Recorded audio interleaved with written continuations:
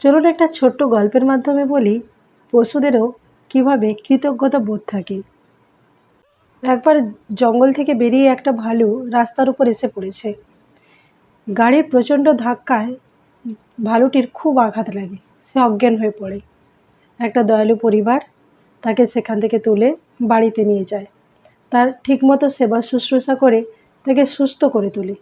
ভালুটি খুব তাড়াতাড়ি সুস্থ হয়ে ওঠে। পরিবারটি সিদ্ধান্ত নেয় যে তাকে আবার জঙ্গলে ছেড়ে দেবে। তাকে সেই মতো জঙ্গলে ছেড়ে দেওয়া হয়, কিন্তু ভালুকটি সেই পরিবারটিকে মনে রাখে। সে প্রত্যেক দিন এসে সেই পরিবারটিকে দেখে। প্রথমবার যখন সে আসে তখন সে তার শক্তি সামলাতে পারে না।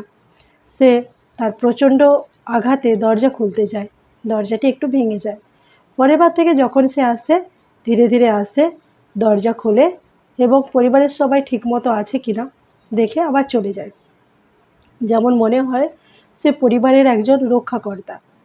এর পরের বার যখন সে আসে তখন সে বাচ্চাদেরকে সঙ্গে নিয়ে আসে, যেন সে বাচ্চাদেরকে এটা বোঝাতে চাইছে যে এরাই হচ্ছে আমার জীবনদাতা, এরা আমাকে জীবন দিয়েছে, তাই এদের প্রতি আমিও যেমন কৃতজ্ঞ রয়েছি তোমরাও সেরকমই কৃতজ্ঞ থাকবে।